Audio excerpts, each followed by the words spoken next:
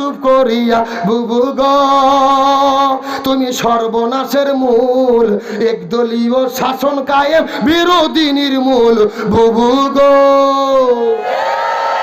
কোটি টাকা পাচার কইরা করলা বেগম পাড়া, তাসের ঘর সব ভেঙে গেল ছয়লা যে দেশ ছাড়া।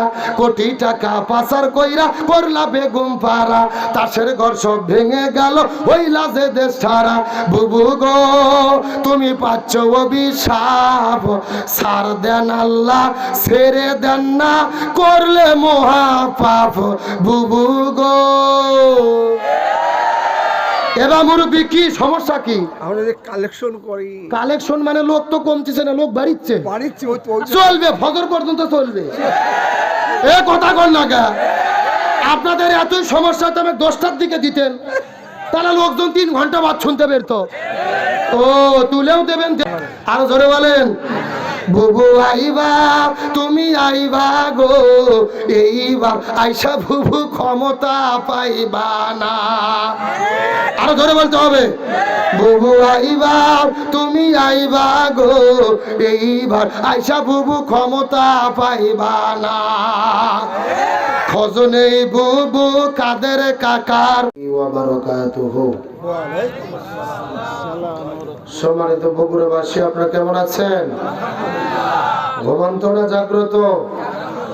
সালাম দেওয়া সুন্নাত, সালামের জবাব দেওয়া ওয়াজিব। আমি সুন্নতি তরিকায় সালাম দিচ্ছি, আপনারা জবাব দেওয়ার চেষ্টা করুন।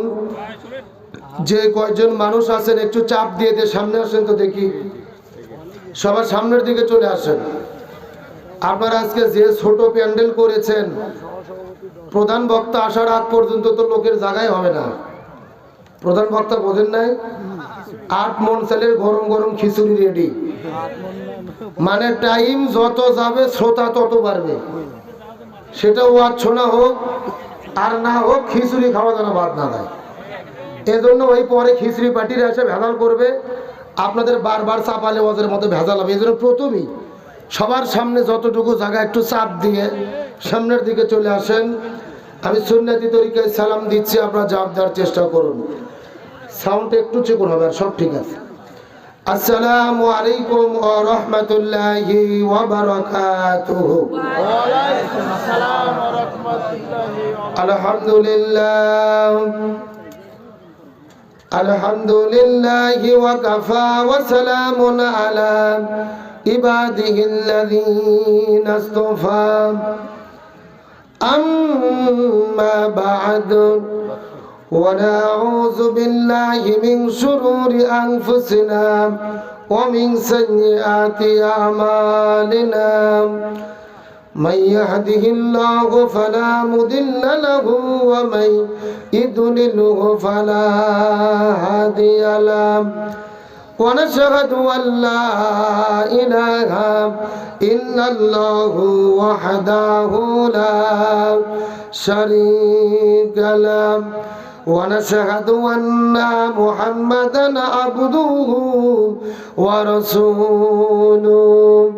فقد قال الله تعالى في كلامه المجيد وفي فرقانه الحميد। জবান করে সকলে পড়ি আউযু বিল্লাহি মিনাশ শাইতানির রাজীম। বিসমিল্লাহির রাহমানির রাহিম। ইন্নাল্লাহা ওয়া মালাইকাতাহু ইউসাল্লুনা আলান নাবিয়্যি ইয়া আইয়ুহাল্লাযীনা আমানু সাল্লু আলাইহি ওয়া সাল্লিমু তাসলিমা। আল্লাহুম্মা কথা ফ্রি করে দেন, বেশ করে দেন, কথা একদম ফ্রি হবে। ওয়া আলা আলি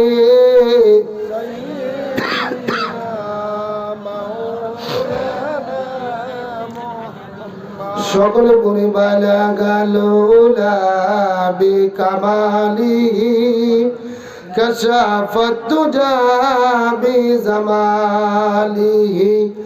হাসনাত জামিউ খিসালিহি সাল্লু আলাইহি ওয়া আলিহি শুধু ঘোষার বিচারে মদ জুয়া দুর্নীতি ব্যভিচারে নারী ধর্ষণ মানুষ খুনি জ্বলছে বাংলার জমিন বিদায়ী হতে চলছেন নবীজির রক্তে মাখা দিন রেডিও আর টেলিভিশন ফেসবুক ইন্টারনেট আর মোবাইল ফোন কেড়ে নিল সব মানুষের মন খোদার কালাম লাঞ্ছিত হয়ে কাঁদছে রাতে দিন বিদায়ী হতে চলছেন নবীজি রক্তে মাখা দিন তবে মানুষ তুমি মনে রেখো একদিন তোমার সোনার দেহ রবে না রে আর মাটির দেহ মাটির সাথে মিশবে রে ধুলায় কিসের টাকা কিসের বাড়ি কিসে জমিদারি সঙ্গে তোমার কেউ যাবে না পুরুষ কিংবা নারী বটবৃক্ষে কুনুষে মহল কে দিল রে লতার গাছে কদু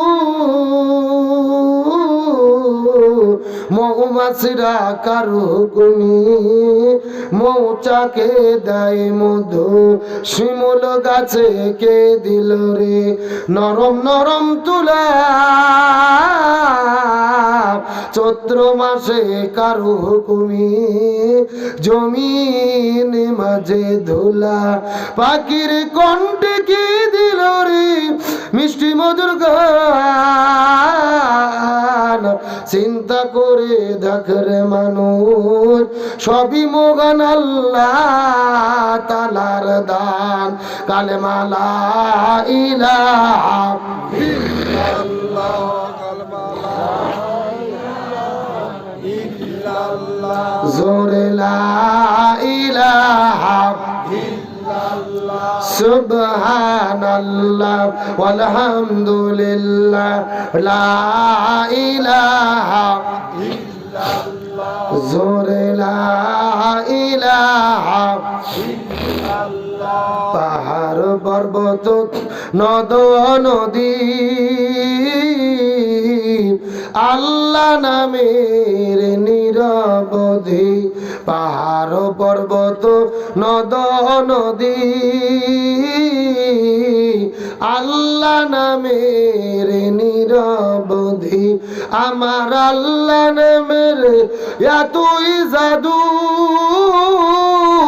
আল্লাহ নামের তুই মধু লুকিয়ে রেখেছেন হে আল্লাহ লা ইলাহা ইল্লাল্লাহ জোরে লা ইলাহা ইল্লাল্লাহ লা ইলাহা ইল্লাল্লাহ মুহাম্মাদুর রাসূলুল্লাহ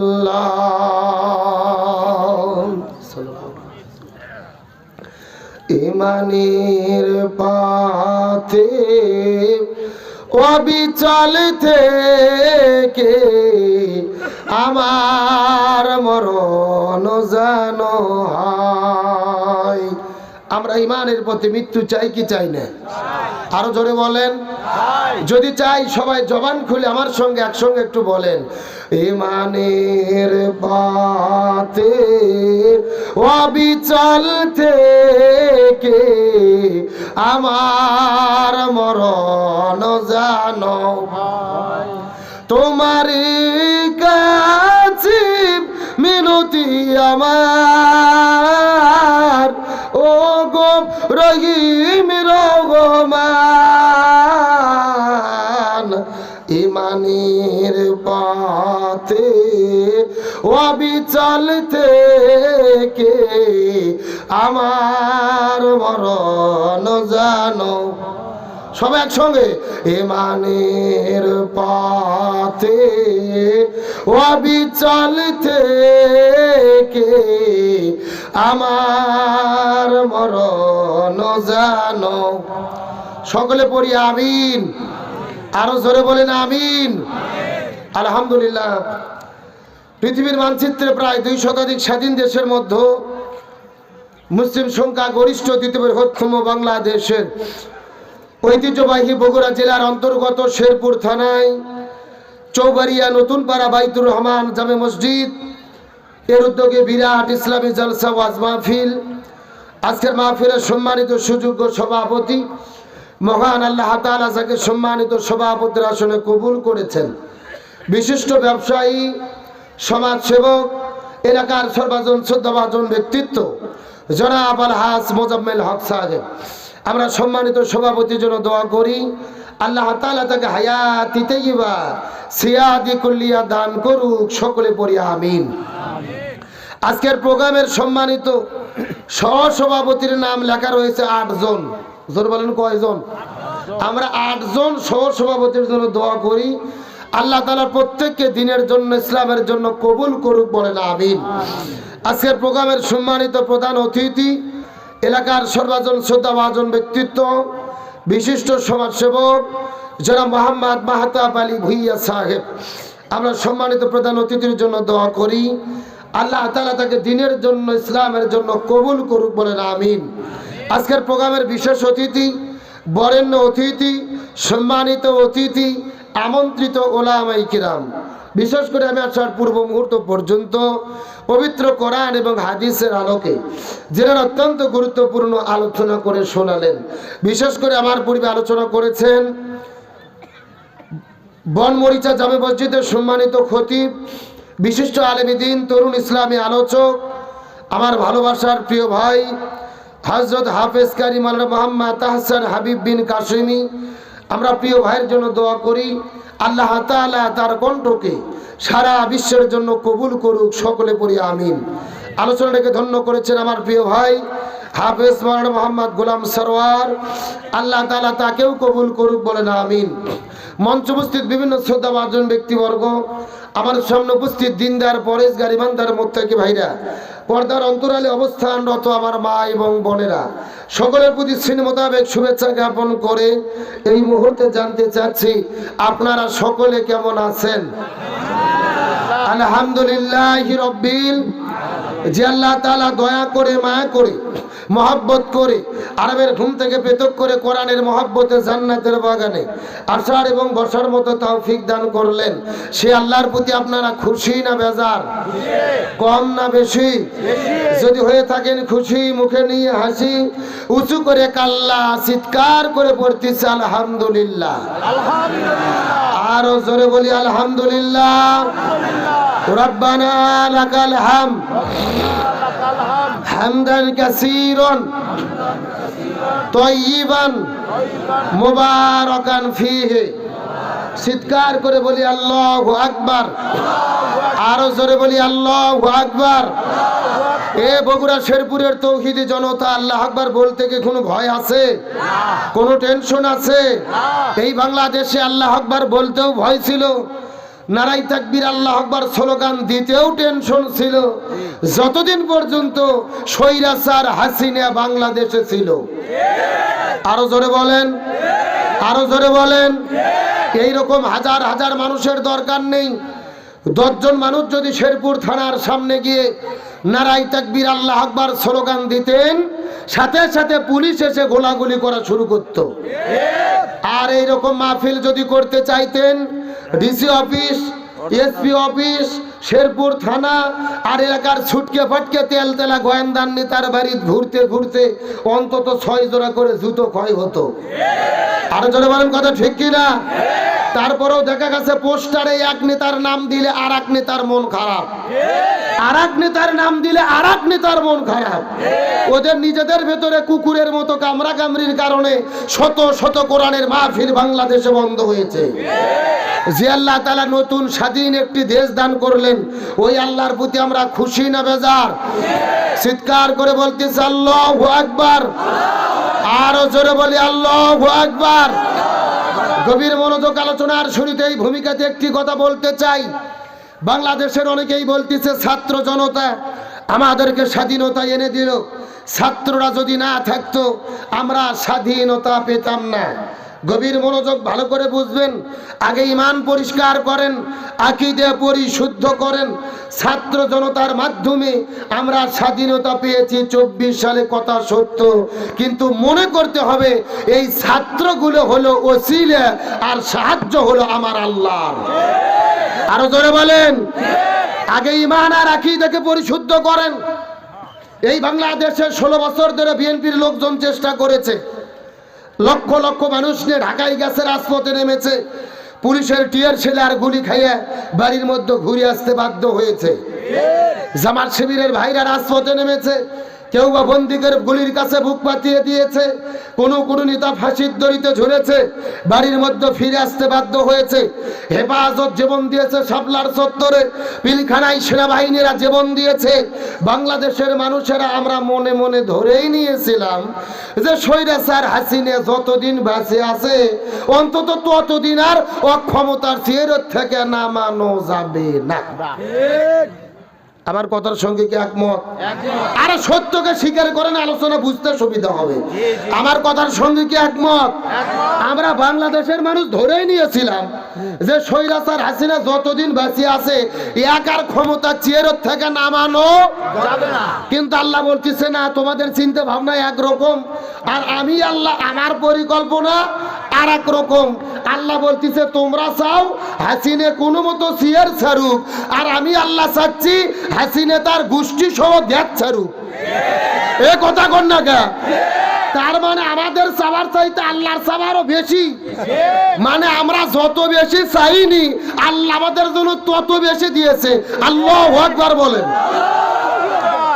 আমি যেই কোরআন পড়ি ওই কোরআনের মধ্যে সূরা ফিল নামে একটা সূরা আছে।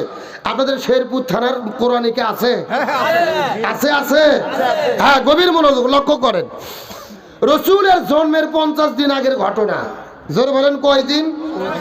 ইয়ামিন দেশ থেকে জালেম বাদশাহ, যেই বাদশার নাম হলেন বাদশাহ আব্রাহা, তার হাতি বাহিনী নিয়ে হস্তি বাহিনী নিয়ে মক্কায় আক্রমণ করেছে। উদ্দেশ্য কি? কাবাঘর তিনি ভেঙে ফেলবেন, ধ্বংস করে দেবেন। কারণ তিনি নিজে একটা কাবাঘর তৈরি করছে ইয়ামিনে, ওখানে কেউ যায় না। ও চিন্তা করছে মক্কার কাবা ভাঙ্গি, তখন লোকজন আমার কাবাতে আসবে, আমার ব্যবসা বাণিজ্য জমজমাট হবে। এই উদ্দেশ্য করে তিনি মক্কা আক্রমণ করলেন, কাবাঘর ভাঙবেন। হাজার হাজার হাতি বাহিনী নিয়ে মক্কায় ঢোকার পরে তিনি খবর পাইলেন এই মক্কায় কাবাঘর যিনি দেখাশোনা করে রসুলের চাচা, যার নাম হলেন আব্দুল মুত্তালিব। কি নাম বললাম? আব্দুল মুত্তালিব কাবাঘরের রক্ষণাবেক্ষণের দায়িত্বে আছেন। তিনি মরুভূমির মধ্যে দেখলেন হাজার হাজার উট, দুম্বা, ভেড়া। ওগুলো দেখার পরে তিনি জানতে পারলেন এগুলোর মালিক হলেন আব্দুল মুত্তালিব। এই জালেম বাদশাহ আব্রাহা এগুলোকে আটক করে গ্রেফতার করে তিনি বাড়িতে তার তাঁবুতে নিয়ে চলে গেলেন। আব্দুল মুত্তালিবের কাছে খবর চলে গেলেন যে আপনার উট, দুম্বা, ভেড়া বাদশাহ আব্রাহা সব কিছু নিয়ে গেছে, সে নাকি কাবাঘরকে ধ্বংস করতে চায়। এই কথা বলার পরে আব্দুল মুত্তালিব কাবাঘরের চাবি নিয়ে বাদশাহ আব্রাহর কাছে যাওয়ার পরে বাদশাহ আব্রাহর হাতের মধ্যে কাবাঘরের চাবিতে বলতেছে এই যে কাবাঘরের চাবি আপনি বুঝে নেন, উট, দুম্বা, ভেড়া এগুলো আমি মালিক, এগুলো আমাকে ফেরত দেন। আর আপনি কাবাঘরে চলে যান, যাই ওখানে কাবাঘর ভাঙবেন না, ধ্বংস করবেন না, আক্রমণ করবেন, আপনি যা খুশি করেন, যার কাবাঘর তাই রক্ষা করবে। আল্লাহু আকবার বলবেন না?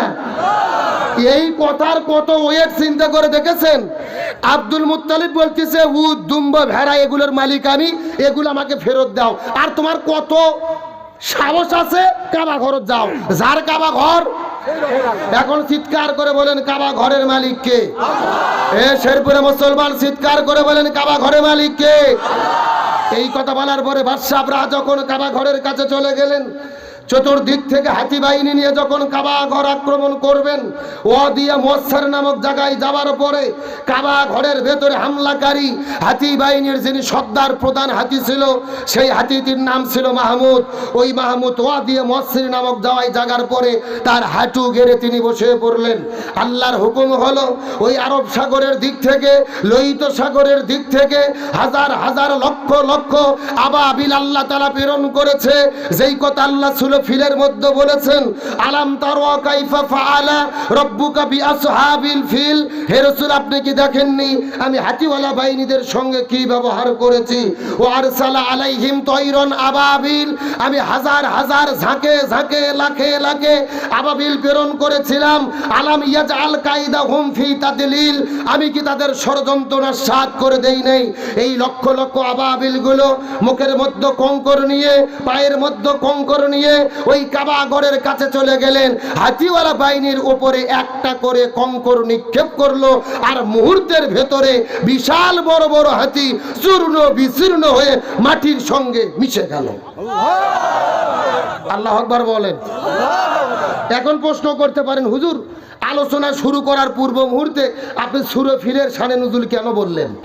কারণ কি, এই ঘটনা বর্তমানে বাংলাদেশের সঙ্গে মিল করেন। বিএনপি বলেন, জামাত বলেন, জাতীয় পার্টি, চরমোনাই, বাংলাদেশের যত দল ছিল সবাই চিন্তা করে বসে আছে এই স্বৈরাচারকে তাড়ানো যাবে না। নাকের মধ্যে সর্ষের তেল দিয়ে ঘুম পাড়তিছে। আল্লাহ বলতিছে তোমাদের চেষ্টা শেষ, আমি আল্লাহ আমার খেলা শুরু। 2 বছরের শিশু রাজপথে নেমেছে, 15 বছরের কিশোর রাজপথে নেমেছে, 25 বছরের যুবক রাজপথে নেমেছে, 80 বছরের বৃদ্ধ রাজপথে নেমেছে। এমন কোনো রাস্তা নাই, এমন কোনো শহর নাই, লক্ষ লক্ষ মানুষ নামে নাই, আমরা জীবনে পরিকল্পনা করিনি এমন একটা বিপ্লব বাংলাদেশে হতে পারে। একটা পুলিশ ও স্বরাষ্ট্রমন্ত্রী বলতেছে এত ছাত্র রাজপথে নামে তোমরা গুলি করতে পারো না? পুলিশ মোবাইল বাইর করে করতে, স্যার দেখেন স্যার, একজনও গুলি করি ও শুধু পড়ে থাকে আর হাজার হাজার লোক সামনে দৌড়ে আসে। আল্লাহ আকবার বলেন। আমরা রাসূলের জন্মের 50 দিন পূর্বে আবাবিল পাখি দেখিনি, আমরা আবাবিল পাখির মতো এই বাংলার জমিনে লক্ষ জনতাকে হাসিনার গণভবনের দিকে ছুটে যেতে দেখেছি। আরো জোরে বলেন, কথা ঠিক কিনা?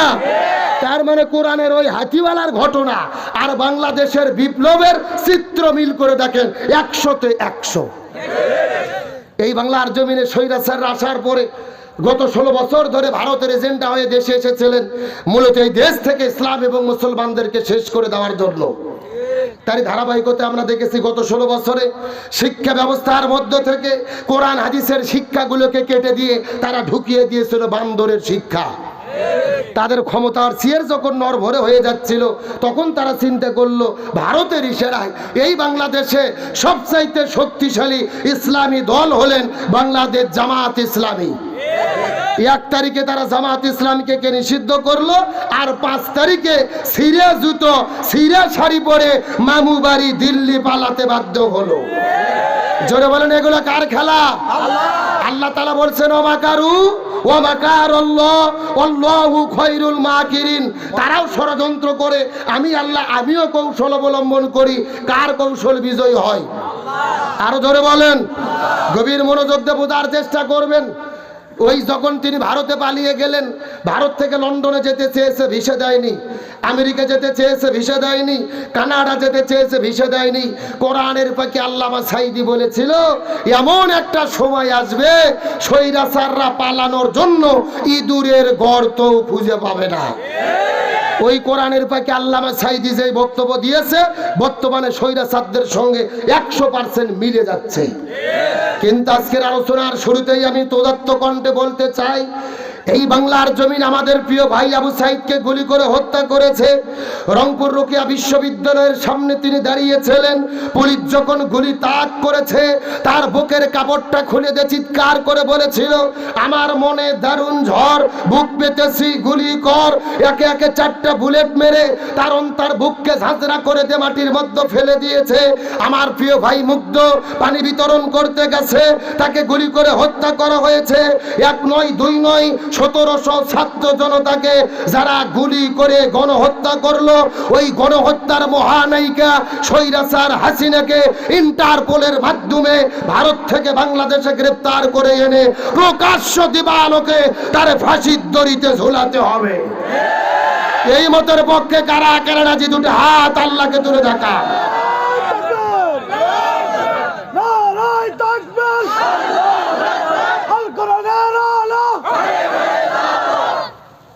শেষ কেরে শেরপুরের মানুষের এই তাকবীর। গত কয়েকদিন আগে দেখলাম শেরপুর পৌরসভার ভেতরে যেই মিছিল করছে দাড়ি টুপিওয়ালারা, কথা কন না কে, তার একজনও কি এর মধ্যে নাই? এ মাঝখান থেকে একজন তাকবীর দেন দেখি, স্লোগান দেন, দাঁড়ান একজন দেখি। নারায়ে তাকবীর, ইসলাম দিন ইসলাম জিন্দাবাদ জিন্দাবাদ, আল কোরআনের আলো সংসদে জালো, আল কোরআনের আলো, নারায়ে তাকবীর। আলহামদুলিল্লাহ বলেন। এ ভাই ওকে এক কাপ চা দেন তো, আর আপনিও এক কাপ চা খান। আপনারা দুইজন ঠিক থাকলে আজকে ওয়াজ চলবে। আমার কথার সঙ্গে কি আপনারা একমত? আল্লাহর কোরআন বলেছেন, মান কতালা নাফসান বিগাইরি নাফসিন আও ফাসাদিন ফিল আরদ ফাকা আন্নামা কতালান নাস জামিয়া। নিরপরাধ একজন মানুষকে হত্যা করা মানে হলো তামাম পৃথিবীর সমস্ত মানুষকে হত্যা করার শামিল। এখন বলেন তো, স্বৈরাচাররা কি একজনও হত্যা করছে না হাজার হাজার হত্যা করেছে? এখন এই হত্যার বিরুদ্ধে কথা বলা কি অপরাধ? বিচার চাওয়া কি রাজনীতি? আগামীকালকে দেখবেন আপনাদের বতুয়া বাড়ি ঘাটে চায়ের দোকানে কিছু কিছু তেল তেলা গোয়েন্দার গল্প করবে, বলবে গতকাল আব্দুল সালাম যুক্তিবাদী এসেছিল, ওটা কি ওয়াজ হলো, ওটা রাজনীতি হলো। এ কথা কন না গা। তদন্ত করে দেখবেন ওরা কিন্তু ওই স্বৈরাচারের দলের লোক, কিন্তু এখন আর নিজেদের পরিচয় দেয় না, পরিচয় গোপন করে খোলস পরিবর্তন করে এখন ওরা সুশীল সেজেছে, সুশীল। আগামীকালকে আজকের ওয়াজের বিরোধিতা তারাই করবে, মনে করবেন ওরাই স্বৈরাচারের দোষর। তার কারণ রাসূল বলেছেন, হাতের মধ্যে তলোয়ার নিয়ে শুধু যুদ্ধের ময়দানে নামায় জিহাদ নয়, সবচেয়ে বড় জিহাদ হলো জালেমের জুলুমের বিরুদ্ধে কথা বলা। আর ওই জালেমের জুলুমের বিরুদ্ধে আমি হাসিনা দেশত থাকতেও কথা বলেছি, এখনো বলে যাব ইনশাআল্লাহ। রাজি আছেন তো ইনশাআল্লাহ? আসেন গভীর মনোযোগ, কথা কোরআন থেকেই হবে ইনশাআল্লাহ। বলেন এত কথা আমি আপনাদের মধ্যে কেন বললাম? 1450 বছর আগে আবু জেহেল মক্কার দারুন নাদওয়া সংসদের ভেতরে রাসূলের বিরুদ্ধে যেই তিনটে ষড়যন্ত্র করেছিল, গত 16 বছরে এই বাংলাদেশের স্বৈরাচাররা একই রকম ভাবে তিনটে ষড়যন্ত্র ইসলাম এবং মুসলমানদের বিরুদ্ধে, আলেমদের বিরুদ্ধে তারা করেছে। কয়টা বলছি? আরো জোরে বলেন। দলিল আল্লাহর কোরআনে আছে না নাই? সরাসরি কোরআন থেকে জানার দরকার আছে না নাই? আমার প্রিয় বন্ধুগণ, মুসলমান ভাইরা গভীর মনোযোগ। আজ থেকে 1450 বছর আগে মক্কার দারুন নাদওয়া সংসদের ভেতরে রাসূলের বিরুদ্ধে আবু জেহেল যেই তিনটা ষড়যন্ত্র করেছিল, গত 16 বছরের ভেতরে এই বাংলাদেশের ভেতরে আমার দেশের স্বৈরাচাররা ইসলাম এবং মুসলমানদের বিরুদ্ধে একই রকম ভাবে তিনটা ষড়যন্ত্র করেছে। গভীর মনোযোগ দিয়ে কথাগুলো বোঝার চেষ্টা করবেন। সূরাটির নাম হলো সূরা আনফাল, আয়াত নম্বর হলো 30। চিৎকার করে বলেন তো সূরাটির নাম কি? কয় নম্বর আয়াত? গভীর মনোযোগ দিয়ে কথাগুলো বোঝার চেষ্টা করবেন। সূরাটির নাম সূরা আনফাল, আয়াত নম্বর 30। আল্লাহ তাআলা কত চমৎকার করে বলেছেন, ওয়াইদ ইয়ামকুরু বিকাল্লাযিনা কাফারু ওয়াইদ ইয়ামকুরু বিকাল্লাযিনা কাফারু। ইয়া রাসূলুল্লাহ, আবু জেহেল আপনার বিরুদ্ধে ষড়যন্ত্র করতেছে, কিয়ামত পর্যন্ত করবে। ইয়ামকুরু শব্দটি মুজারের সিগা, বর্তমান ভবিষ্যৎ, প্রেজেন্ট ফিউচার। আল্লাহ বলেন, ইয়া রাসূলুল্লাহ, আবু জেহেল আপনার বিরুদ্ধে ষড়যন্ত্র করতেছে, কিয়ামত পর্যন্ত করবে। এখন আমি আপনাদেরকে জিজ্ঞাসা করি, বলেন তো আবু জেহেল কি কিয়ামত পর্যন্ত বেঁচে থাকবে? তাহলে আল্লাহ মনে হয় ভুল করে লিখেছে। আপনাদের কি মনে হয়, আল্লাহ কি ভুল করে? আল্লাহ ভুল করেন এমন কথা বললে ইমানও থাকবে না। কিন্তু আল্লাহ তাআলা যদি মাকারা শব্দ দিত অর্থ হয়ে যেত, কিন্তু আল্লাহ মাকারা শব্দ ব্যবহার না করে ইয়ামকুরু শব্দটি কেন ব্যবহার করলো? এই আয়াতের ব্যাপারে তামাম পৃথিবীর ভেতরে সমস্ত মুফাসসির কেরাম একমত পোষণ করেছেন, কিয়ামত পর্যন্ত আবু জেহেল থাকবে না, কিন্তু আবু জেহেলের নাতি পুতিরা যোগ্য উত্তরসূরিরা কিয়ামত পর্যন্ত দেশে দেশে থাকবে। কার বক্তব্য? আরো জোরে বলেন। আছেন, আমি যদি একটা কথা বানায়া বলি, কাসিদ আমার জিহ্বা কাটে নেবেন, আমার কোনো আপত্তি নেই। তবে আমি কোরআন থেকে দলিল দিয়ে যদি কথা বলি আপনাদেরকে মেনে নিতে হবে। তাহলে কিয়ামত পর্যন্ত আবু জেহেল থাকবে কে বলেছেন? আরো জোরে বলেন। রাসূল ডাকতে বলেন আল্লাহ, আপনি তো বলেন কিয়ামত পর্যন্ত এই জমিনের মধ্যে আবু জেহেলের বংশধরেরা থাকবে, কিন্তু আমরা আবু জেহেলদেরকে চিনতে পারবো কেমনে? আল্লাহ বলে ইয়া রাসূলুল্লাহ, কিয়ামত পর্যন্ত আবু জেহেলে যারা হবে তারা সব সময় কাজ করবে তিনটা। জোরে বলেন কয়টা? আরো জোরে। আবু জেহেল সব সময় তিনটা কাজ করবে। তার মধ্যে প্রথম নম্বর কাজ হলেন এই জমিনের মধ্যে যারা কোরআনের হক কথা বলবে, কোরআনের সত্য কথা বলবে, এই জমিনের মধ্যে দিন প্রতিষ্ঠার কথা বলবে, প্রথম নম্বর কাজ হলো এই জমিনের ভেতরে যারা কোরআনের হক কথা বলবে লিয়ুসবিতুকা, তাদেরকে তারা জেলের ভেতরে বন্দী করবে। এখন আমি আপনাদেরকে জিজ্ঞাসা করি, বলেন তো দেখি, গত 16 বছরের ভেতরে আমার দেশে আলেমদের বন্দী করা হয়েছে নাকি হয় নাই? আমার প্রিয় ভাই মুফতি আমির হামজা, শাইখুল হাদিস আল্লামা মামুনুল হক, শিশু বক্তা নামে পরিচিত রফিকুল ইসলাম মাদানী, মুফতি জসিমউদ্দিন রহমানী, আমাদের কোরআনের পাখি শহীদ আল্লামা দিলওয়ার হোসেন সাইদি, অর্ধশত বছর ধরে যিনি কোরআনের মাহফিলে আলোচনা করেছে, যার আলোচনা শোনার পরে হাজারো মানুষ কালেমা পড়ে পড়ে মুসলমান হয়ে গেল। যেই মানুষটা কাবা ঘরের মধ্যে ঢুকে নামাজের অনুমতি পাইল, যেই মানুষটাকে বুকের মধ্যে ধরে কাবা শরীফের ইমামের চুমু খাইলো, ওই যে কোরআনের পাখি 15 বছর ধরে জেলখানার মধ্যে বন্দি রাখার পরে ওই জেলের মধ্যে থেকে তাকে হসপিটালের মধ্যে ঢুকায়া ইনজেকশনের সিরিজের ভেতরে বিষ ঢুকায়া আল্লামা সাইদির শরীরের ভেতরে তারা বিষ প্রয়োগ করে পরিকল্পিতভাবে হত্যা করেছে। আরো জোরে বলেন। এক নয়, দুই নয়, 13 বছর ধরে জেলের মধ্যে বন্দি রেখে ওই জেল থেকে বের করার পরে হসপিটালে ভর্তি করে যেই ডাক্তারকে চিকিৎসা করার দায়িত্ব দিয়েছিলেন, এই ডাক্তার কোন ডাক্তার? যেই ডাক্তারের নাম হলেন ডক্টর মুস্তফা জামান, যিনি 2013 সালে শাহবাগের গণজাগরণ মঞ্চে দাঁড়িয়ে স্লোগান দিয়েছিল, সতে সাইদি তুই রাজাকার, তুই রাজাকার, সাইদির ফাঁসি চাই। যেই লোকটা সাইদির ফাঁসি চাইলো ওই লোকটাকে দিল চিকিৎসা করার দায়িত্ব। আমাদের এলাকার ভাষায় বলে শিয়ালের কাছে ছাগল বাগি। আরো জোরে বলেন।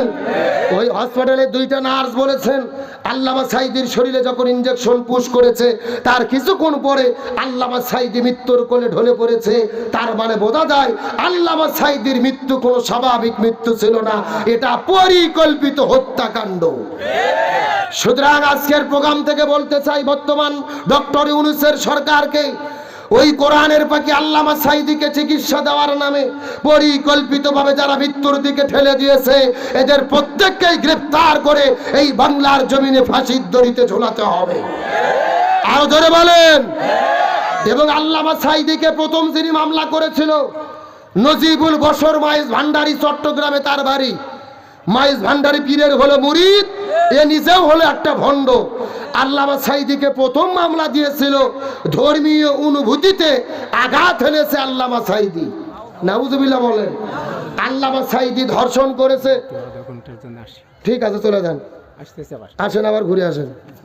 শোনেন, আমার দিকে লক্ষ্য করেন। আল্লামা সাইদি রাজাকার ছিল, ধর্ষণ করেছে, মানুষ হত্যা করেছে। এইগুলো কথা মানুষ তো দূরের কথা, শয়তানও বিশ্বাস করে না। এ কথা কর না কে? কিন্তু আমরা বলতে চাই স্বৈরাচার হাসিনা পালিয়ে গেছে। এই নজিবুল বশর মাইজ ভান্ডারী এখনো বাংলাদেশে আসে তাকে গ্রেফতার করা হয় নাই। আমরা প্রশাসনকে বলবো এই স্বৈরাচারের দোসর এই ভণ্ড মাইজ ভান্ডারীকে 24 ঘন্টার মধ্যে গ্রেফতার করে শাস্তির আওতায় আনতে হবে। আমরা কোন স্বৈরাচারদের কার উন্মুক্ত দেখতে চাই? তাহলে চিৎকার করে বলেন আবু জেল্লা কয়টা কাজ করবে? এ বাবু মুরব্বী কেন আসেন, এই ছেড়ে আসেন, আর জোরে বলেন কয়টা কাজ করবেন? আমার বন্ধুগণ মুসলমান ভাইরা গভীর মনোযোগ। 1 নম্বর কোরআনের হক কথা যারা বলবেন তাদেরকে তারা জেলখানার মধ্যে বন্দী করবে। 2 নম্বর কাজ হলো আলেমদেরকে জেলে বন্দী করার পরে তাদেরকে যদি দিনের পথ থেকে ফিরানো না যায়, ইসলামের পথ থেকে ফিরানো না যায়, কোরআনের পথ থেকে ফিরানো না যায়, 2 নম্বর কাজ হলো লিয়াকিতুলুকা, প্রয়োজনে তারা তাদেরকে হত্যা করে বিদায় করে দেবে। এই বাংলাদেশে গত 16 বছরে হত্যা করা হয়েছে নাকি হয় নাই?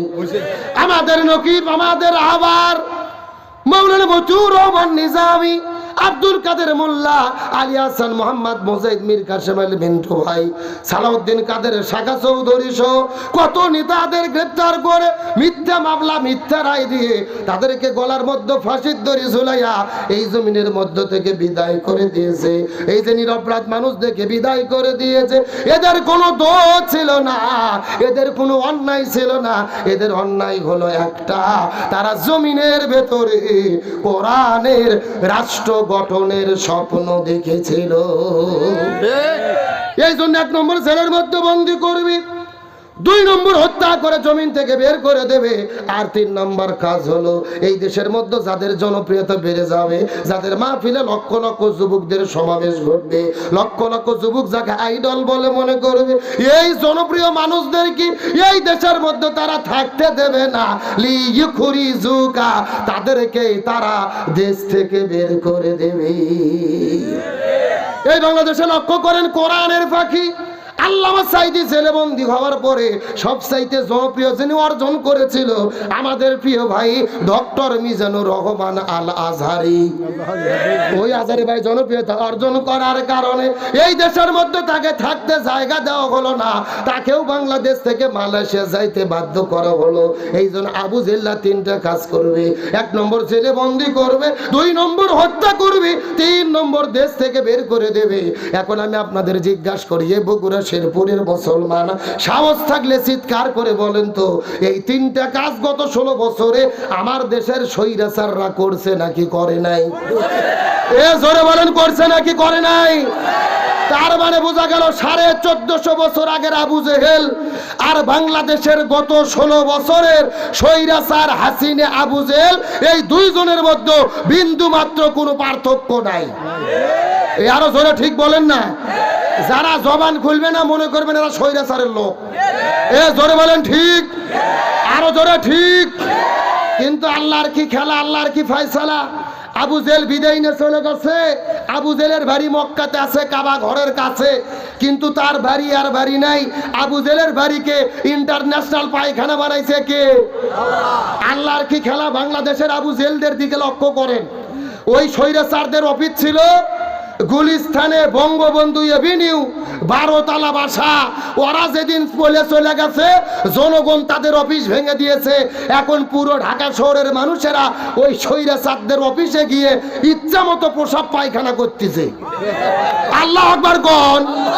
এগুলো কার খেলা? জোরে বলেন কার ফয়সালা? এখন তাদের অফিসটা হয়ে গেছে গণ শৌচাগার। পুরো ঢাকা শহরে টোকাইয়েরা যত রাস্তাঘাটের লোক আছে ভাই, ঢাকা শহরে সব পাওয়া যায় কিন্তু প্রসাব পায়খানার জায়গা পাওয়া যায় না। ওরা ইচ্ছা মতো যেয়ে ওদের অফিসে কাজ ছাড়তিছে। আর যত বাবাখোর, ইয়াবাখোর, নিশাখোর এদের আস্থানা হয়েছে ওদের অফিস, ওখানে যে নিশা করতেছে। আমার বন্ধুগণ মুসলমান ভাইরা, আল্লাহ যেভাবে ওই মক্কায় আবু জেহেলের বাড়িকে পায়খানা বানাইলো, বাংলাদেশের আবু জেহেলের অফিসদেরকেও আল্লাহ পায়খানা বানাইয়া বুঝাইয়া দিল আবু জেহেলও যা, বাংলাদেশের আবু জেহেলও তা। এই জন্য শাইখুল হাদিস আল্লামা মামুনুল হক একটা কথা বলছে, আমি কি বলবো? রাগ করতেছে নাকি আপনারা? আল্লামা মামুনুল হক বলেছে একটা গিলাসের ভেতরে আবু জেহেল, নমরুদ, ফিরাউন, কারুন এই চারজনকে একটা গিলাসের মধ্যে ঢুকাইয়া দিয়া একটা ঘন্টন মারলে একটা শেখ হাসিনা তৈরি হয়। কথা কি বুঝেছেন? তার মানে আবু জেল, ফিরাউন, নমরুদ কোনো চা লাগবে না। সাইড করেন তো, কোনো চা খা লাগবে না। চাচা আপনি বসে শুনুন তো, কোনো চা লাগবে না, বসেন। বক্তার যদি চা না লাগে শ্রোতাকে কিসের চা? বসেন। চলবে চলবে না। আপনারা যদি চা দিতে পারেন তো সব শ্রোতাকে একটা করে দেন। না না, এটা হাজার হাজার লোক বসে আছে আর আমরা এটি চা খাবো, আমরা কোন মাতবার হয়ে যাচ্ছি? বক্তারা মাঝে মধ্যে খাই, গলা আটকে গেলে এটা মানা যায়। আপনারা বাদ শুনতেছেন, ওরাও শুনতেছে। অতিথি আছেন, খাওয়া দাওয়া ঘরের মধ্যে হবে, এখানে মশলা দরকার নেই। কথা কোন ঠিক কিনা? আসলে বারবার চা দিতে গেলে একটু দেখা ডিস্টার্ব দেখা যায়, কষ্ট হচ্ছে আপনাদের। যে কথা বলতেছিলাম গভীর মনো, আপনি আবার মাইন্ড করেন না, খাইয়া নেন। এইদিকে যেহেতু আছে এইবারের মতো খান, না না খাবার অপচয় করার দরকার নেই, এবারের মতো খাইয়ে নেন। আমার দিকে লক্ষ্য করেন, আল্লাহ মক্কার আবু জেলের বাড়িদের পায়খানা বানালো, বাংলাদেশের আবু জেলদের পায়খানা কে বানাইলো? আল্লাহ। কিন্তু আমাদের দাবি হলো ওই স্বৈরাচাররা যে গণভবনে ছিল আর ধানমন্ডি 32, আমার দেশের সরকার বলেছে গণভবন আর ধানমন্ডি 32কে জাদুঘর বানানো হবে। আমরা সরকারকে বলবো ওই গণভবন আর ধানমন্ডি 32কে গণভবন নয়, ওই গণভবন আর 32কে বাংলাদেশের মানুষের জন্য জাতীয় টয়লেট বানানো দরকার। তাহলে পুরো দেশের মানুষ ঢাকা শহরে যাবে আর ওখানে যাইয়া কাম কাজ ছাড়বে আর আবু জেলদের প্রতি কিয়ামত পর্যন্ত ঘৃণা করবে। আমার কথার সঙ্গে কি একমত? জোরে বলেন একমত। আলোচনা কি চলবে? শেষ পর্যন্ত থাকবেন তো ইনশাল্লাহ? দেখি থাকবেন না কারা কারা, একটু হাত তোলেন। এই হলে হুজুগে বাঙালি, যাই বলে আইরে তারই সাথে যাই রে, বোঝা শোনা সত্য সত্য শেষ পর্যন্ত থেকে আখিরি মোনাজাত করে কারা কারা যেতে চান টান টান করে দুটো হাত আল্লাহকে তুলে দেখা। লিল্লাহে তাকবীর। এ সাউন্ড হয় না, হাত টান টান পর্যন্ত দেখি। এই চাচাই, এ মাঝখানে মুরব্বী হাত উঠান, এই ছেলে হাত উঠেছে, হাত একটু সবাই একটু টান টান কুটন দেখে, একটু গলা কাকার দেন তো দেখে। লিল্লাহে তাকবীর। আল কোরআনের আলো, দুনিয়ার মুসলিম, কোরআন আছে যেখানে, হাদিস আছে যেখানে, লিল্লাহে তাকবীর। আলহামদুলিল্লাহ বলেন। যাক, এতক্ষণে বোঝা গেল এই এলাকাতে মাহফিল একটা আজকে হচ্ছে। আপনারা সবাই কিন্তু হাত তুলে ওয়াদা করলেন শেষ পর্যন্ত থাকবেন। এখন না থাকে যদি উঠে চলে যান, ওয়াদা ভঙ্গ করা কিসের লক্ষণ? আরো জোরে বলেন। আপনারা কি মুনাফিক হতে চান?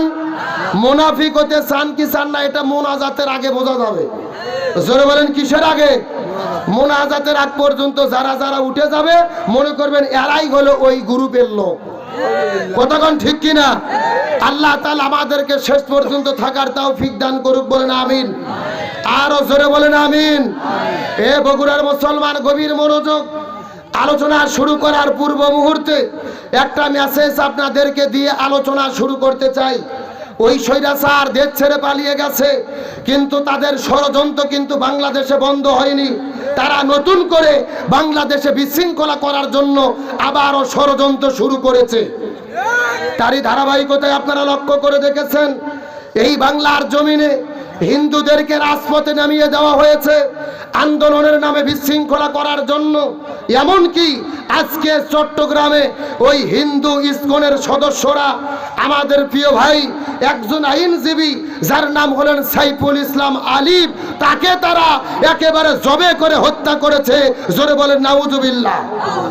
এখন আমি আপনাদের কাছে প্রশ্ন করতে চাই, এই বাংলার জমিনে কোন ইসকনের সন্ত্রাসীদের মাধ্যমে নিরপরাধ মানুষ গ্রেপ্তার হোক, এটাকে আমরা চাই? আরো জোরে বলেন চাই। একটা কথা খুব ভালো করে বোঝার চেষ্টা করবেন, ওরা বিভিন্ন ষড়যন্ত্র করেছে, কোনো কথা হবে না, চুপচাপ বসে পড়েন। আমার দিকে লক্ষ্য করেন, ওরা স্বৈরাচার পালিয়ে যাওয়ার পরে বিভিন্ন ষড়যন্ত্র করেছে। ওরা মাঝে মধ্যে রিক্সা লিক হয়ে আমার রাস্তার নামে, মাঝে মধ্যে শ্রমিক লীগ, মাঝে মধ্যে হিজড়ে লীগ, আর এইবার তারা রাস্তার নামছে হিন্দু লীগ হয়ে। এ কথা কন না কে?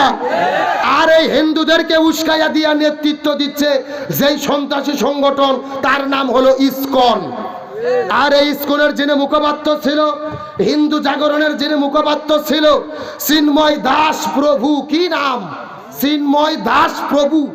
এ একটা সমাবেশ করে বাংলাদেশের পতাকার উপরে ওই ভারতের বিজেপি সংগঠন তাদের গেরুয়া পতাকা বাংলাদেশের পতাকার উপরে উঠাইয়া দিয়েছে। এখন চিৎকার করে বলেন, আমাদের পতাকার উপরে অন্য কোনো পতাকা যদি উঠানো হয় অপরাধ হয় কি হয় না? এটা বাংলাদেশের সংবিধান অনুযায়ী রাষ্ট্রদ্রোহিতার অপরাধ। এই রাষ্ট্রদ্রোহীর অপরাধে এই চিন্ময় দাসকে গ্রেফতার করে আদালতে নিয়ে যাওয়া হয়েছে। কিন্তু আজকে আদালতে দেখলাম কি লঙ্কা কাণ্ড। হাজার হাজার হিন্দুদেরকে টাকা দিয়ে তারা জড়ো করেছে। যখন তাকে জামিন দেয়নি, আবারও জেলখানায় বন্দি করা হবে। হাজার হাজার হিন্দু গিয়ে পুলিশের গাড়ি আটকে দিয়ে 3 ঘন্টা ধরে তাণ্ডব করে ভাঙচুর করেছে। তারপরে সেনাবাহিনী আর প্রশাসন গিয়ে এদেরকে এমন হাদিয়া দিয়েছে 2 মিনিটে মাঠ ফাঁকা। আল্লাহ আকবার কোন। এই জন্য বাংলাদেশে আমাদের একটা কথা আছে, মারিয়ার ওপর ওষুধ নেই। এ কথা কন না কে? ওই যে গোপালগঞ্জে কয়েকজন স্বৈরাচার লেপে উঠছিল, মনে নাই? 2 দিন রাজপথে নামার পরে পরের দিন রাতের বেলা সেনাবাহিনী যে পিছন দিক থেকে এমন মাল মশলা মেডিসিন মারছে আর খুঁজে পাওয়া যায়নি। আমরা প্রশাসনকে বলবে যে প্রশ্রয় দেবেন না। এরা ইচ্ছা মতো দেশের মধ্যে একটা গন্ডগোল তৈরি করে, বিশৃঙ্খলা তৈরি করে এই বাংলাদেশে তারা নতুন করে ষড়যন্ত্র করতে চায়। তারা তাদের দাবা খেলার শেষ গুটির চাল দিতে চায়, এই ট্রাম্প কার্ড তারা খেলতে চায়। আমাদের সচেতন থাকতে হবে, এই খেলাকে আমাদের হিকমতের সঙ্গে মোকাবেলা করতে হবে। আর হিন্দুদেরকে বলবো, ওই ইসকনের পাতানো ফাঁদে পা দেবেন না। আপনার আমার দেশের নাগরিক, আপনার যেমন অধিকার আছে আমাদেরও তেমন অধিকার আছে। বিএনপি জামাতের নেতৃবৃন্দ আপনাদের দুর্গাপূজায় রাত জেগে জেগে পাহারা দিয়ে আপনাদের নিরাপত্তা দিয়েছে।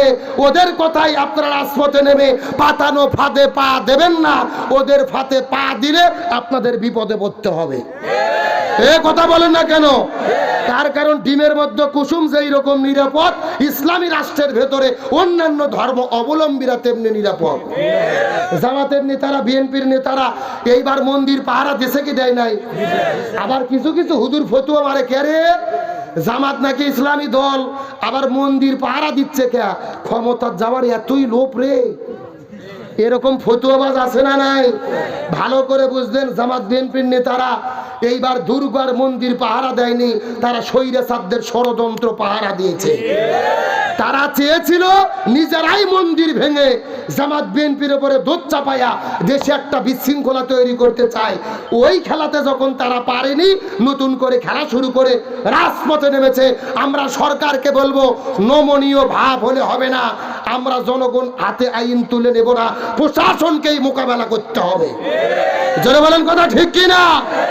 আজকে মনে কষ্ট, কোরআনের পাখি আল্লামা দিলওয়ার হোসেন সাইদি, শাইখুল হাদিস আল্লামা মামুনুল হক, গত 16 বছর দেখেছি হুইল চেয়ারে করে তাদেরকে আদালতে নিয়ে গিয়েছে, হাতে বেরি পায়ে বেরি।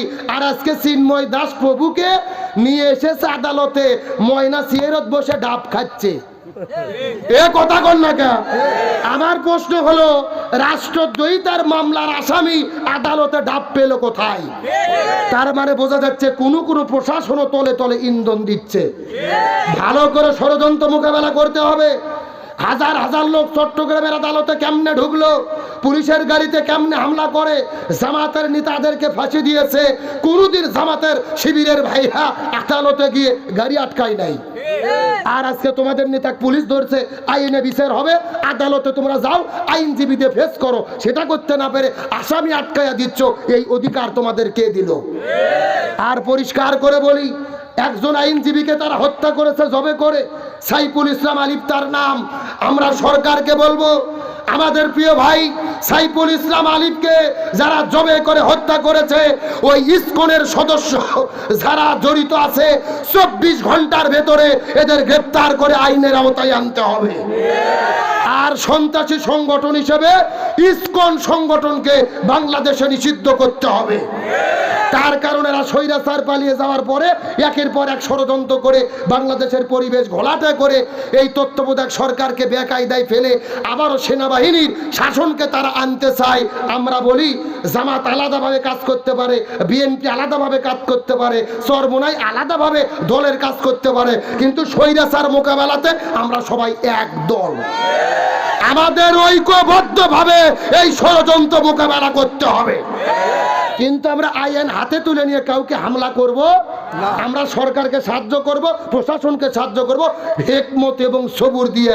তাদের আগের ষড়যন্ত্র কাজ হয়নি, এখনকার ষড়যন্ত্র কাজ হবে না। এই বাংলাদেশে ছাত্র জনতার গণ বিপ্লব বিফল হতে দেওয়া হবে না, ইনশাল্লাহ। বলেন আসেন আজকের আলোচনা শুরু করি।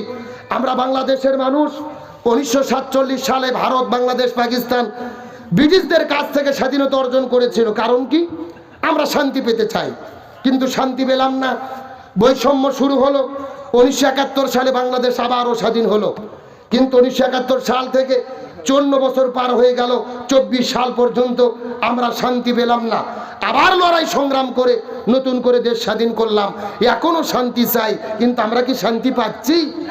আজকের আলোচনার সাবজেক্ট হলো বাংলাদেশের বর্তমান প্রেক্ষাপটে শান্তি প্রতিষ্ঠায় আমাদের করণীয় কি। জানার দরকার আছে না নাই? জীবনে বাঘের কিচ্ছা, হরিণের কিচ্ছা বহু শুনেছেন। বর্তমানে বাংলাদেশে আমাদের মুসলমান হিসেবে কি করা দরকার, এটা কোরআন থেকে জানার দরকার আছে না নাই?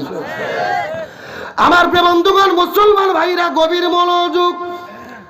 আমার নবীজি জমিনের মধ্যে শান্তি কায়েম করার জন্য 17 বছর বয়সে একটা দল গঠন করেছিল, যে দলের নাম হলো হিলফুল ফুজুল।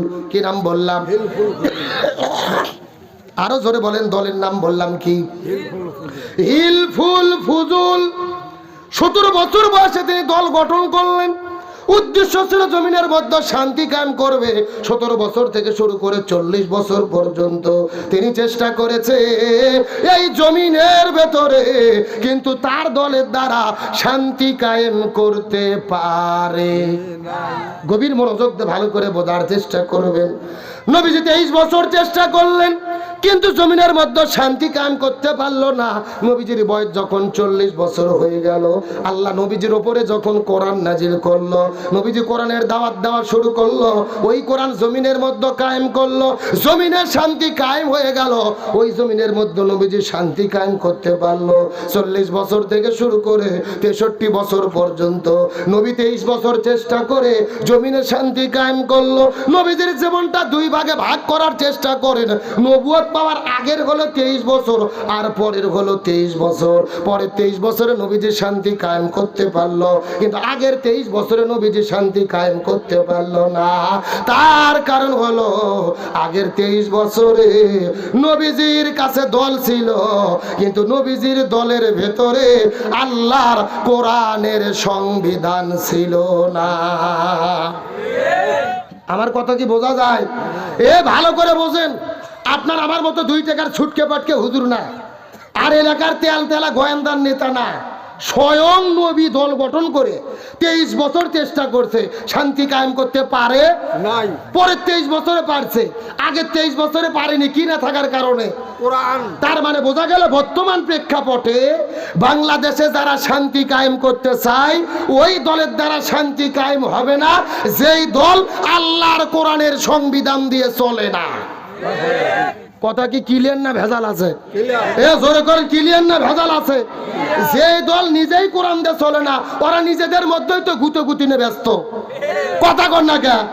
তাহলে যেই দল কোরআন দিয়ে চলে, যেই দল কোরআনের কর্মসূচি বাস্তবায়ন করতে চায়, আল্লাযীনা ইম্মাক্কান্নাহুম ফিল আরদি আকামুস সালাহ ওয়া আতাউয যাকাত ওয়া আমারু বিল মারুফ ওয়া নাহাউ আনিল মুনকার। কোন মুসলমান যদি ক্ষমতায় যায়, কর্মসূচি হবে 4টা। 1 নম্বর তারা নামাজ কায়েম করবে, 2 নম্বর যাকাত ভিত্তিক অর্থনীতি কায়েম করবে, 3 নম্বর ভালো কাজ চালু করবে, 4 নম্বর মন্দ কাজগুলো বন্ধ করবে। এই 4 কর্মসূচি জমিনে যারা বাস্তবায়ন করতে চায়, তাদের দ্বারা যেই দল কোরআন দিয়ে চলে, তাদের দ্বারাই শান্তি আসা সম্ভব। বুঝলে বুঝ পাতা, না বুঝলে অর্ধেক বললে বুদ্ধিমান বোঝে, পুরো বললে গাধাও বোঝে না। তাহলে চিৎকার করে বলেন শান্তির জন্য কি লাগবে? কোরআন আরো জোরে বলেন। কোরআন এই জন্য আল্লাহ রাব্বুল আলামিন বলেছেন ওয়ামান আরাদা আন যিকরি ফাইন্না লাহু মাঈশাতান দাঙ্কা ওয়া নাহশুরুহু ইয়াউমাল কিয়ামাতি আমা। সূরা তাহা 16 নম্বর পারার 19 নম্বর পৃষ্ঠার 13 নম্বর লাইন 124 নম্বর আয়াতে কারিমা তাফসীর ইবনে কাসিরের মধ্য থেকে বলতেছি আল্লাহ তাআলা ডাকতে বলে এ পৃথিবীর মুসলমানেরা ব্যক্তি পরিবার সমাজ রাষ্ট্র রান্নাঘর থেকে শুরু করে সংসদ ভবন পর্যন্ত এই জমিনের মধ্যে যদি তোমরা শান্তি কায়েম করতে যাও কিন্তু কোরআনকে বাদ দিয়ে যদি তোমরা অন্য নিয়ম নীতি মেনে জীবন পরিচালনা করো তোমাদের জীবনের মধ্যে কোনো শান্তি থাকবে না। আর হাসরের ময়দানে আমি আল্লাহ তোমাদেরকে 200 কন্ধ করে উঠাবো। আল্লাহ বলতেছে যারা কোরআন মানবে না ওদের জীবনে কোনো শান্তি থাকবে না। আর হাসরে তাদেরকে অন্ধ করে কে উঠাবে? আল্লাহ। তাহলে শান্তি যদি চাই কি লাগবে? ফামান তাবিয়া হুদাইয়া ফালা খাউফুন আলাইহিম ওয়ালা হুম ইয়াহজানুন। যদি শান্তি চাও কোরআনের কাছে আসো। এই যে আপনারা এখানে লিখে দিয়েছেন আব্দুল সালাম যুক্তিবাদী, যুক্তিতে কিছু কথা আপনাদেরকে বুঝাই। মনে করেন বাংলাদেশের ঢাকা শহরে বিশাল বড় একটা পানির ট্যাঙ্কি আছে। যেরকম কিসের ট্যাঙ্কি? ওই পানির ট্যাঙ্কির মধ্যে থেকে পাইপ দিয়ে দিয়ে বাংলাদেশের 64টা জেলায় পানি সাপ্লাই দেওয়া হয়। এখন ওই ট্যাঙ্কির ভেতরে একটা মরা বিড়াল মরিয়ে পচে গন্ধ উঠে আছে। একটা পাইপ আস্তে আস্তে আস্তে আপনাদের বগুড়া শেরপুরেও এসেছে। এখন বলেন তো পাইপ দিয়ে যেই পানি বের হচ্ছে ওই পানি ভালো না গন্ধ? গন্ধ। আরো জোরে বলেন। গন্ধ। ওই গন্ধালা পানি বের হওয়ার পরে বগুড়া জেলাতে যত হুজুর আছে মুফতি মুহাদ্দিস ফকি ইমাম মুয়াজ্জিন সব হুজুরদেরকে ডেকে বলা হয়েছে এই হুজুরের গোষ্ঠীরা তোমরা ফু দিয়ে দিয়ে পানি পরিষ্কার করো। এখন বলেন তো কাজ হবে? বগুড়া জেলার হুজুর তো দূরের কথা, কাবা শরীফের ইমামও যদি আসে ফু দেয় পানি পরিষ্কার হবে? আচ্ছা বলেন তো পানি পরিষ্কার করতে গেলে কি পরিষ্কার করা লাগবে? ওই ট্যাঙ্কি পরিষ্কার করা লাগবে। এটাকে আপনারা বোঝেননি? এবার আসল কথা শোনেন। এই বাংলাদেশেও যদি শান্তি কায়েম করতে চান এই বাংলাদেশের শান্তি প্রতিষ্ঠার একটা ট্যাঙ্কি আছে যার নাম হলো সংসদ ভবন। আরো জোরে বলেন। আর ওই সংসদের ভেতর থেকে বাবার আইন, চাচার আইন, মামার আইন, খালার আইন, ফুপুর আইন, দাদার আইন, কার্ল মার্ক্সের আইন, লেনিনের আইন, পুতিনের আইন, তারপরে সোশ্যালিজম, ক্যাপিটালিজম, ধর্মনিরপেক্ষতাবাদ, জাতীয়তাবাদ, মানুষের যত তন্ত্র মন্ত্র আছে মানব রচিত আইন নিয়ম নীতিকে জুতা এবং ঝাঁটাপেটা করে ওই সংসদ থেকে বের করে যতদিন কোরআন সংসদের মধ্যে ঢুকাইয়া কোরআন দিয়ে বাংলাদেশ না চলবে ততদিন পর্যন্ত এই জমিনের ভেতরে শান্তি আসতে পারে না, পারে না, পারে না। সুতরাং বাংলাদেশের শান্তি কায়েমের জন্য এই কোরআন দিয়ে বাংলাদেশ চলুক, এটাকে আপনারা চান? কারা কারা চান? দুটি হাত আল্লাহকে তুলে দেখান। আল্লাহু আকবার। দেন একজন তাকবীর দেন। তাকবীর। আল কোরআনের আলো। আপনাদের কি কষ্ট হচ্ছে? মন খারাপ করতেছেন? আলোচনা কি চলবে? জোরে বলেন চলবে। একমাত্র কোরআনই পারে শান্তি এবং মুক্তি দিতে, কোরআনই পারে আমাদেরকে হেফাজতে রাখতে। আমরা 54 বছর দেখেছি, গত 16 বছরের স্বৈরা শাসন দেখেছি, কিন্তু আমরা জমিনে শান্তি পাই? এ জোরে বলেন পাই? এখন আল্লাহ তাআলা আমাদেরকে সৃষ্টি করেছেন, ওই যে স্বৈরাচাররা বিদায় নিয়ে চলে গেল, আমরা খুশি না বেজার? খুশি। আরো জোরে বলেন।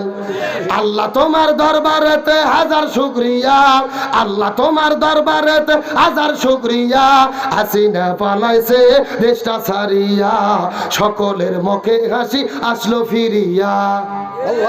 এ ঠিক বলেন, জোরে বলেন ঠিক। আরো জোরে ঠিক। কোথায় আওয়ামী লীগ, কোথায় কাদের কাকা, কোথায় গেল ওই জালেমের গরম গরম কথা? কোথায় আওয়ামী লীগ, কোথায় কাদের কাকা, কোথায় গেল ওই জালেমের গরম গরম কথা? খেলা হবে, খেলা হবে, খেলা হবে, খেলা হবে, খেলা হবে বইলা কাকা গেল পালাইয়া। এ কথা কন, কথা কন।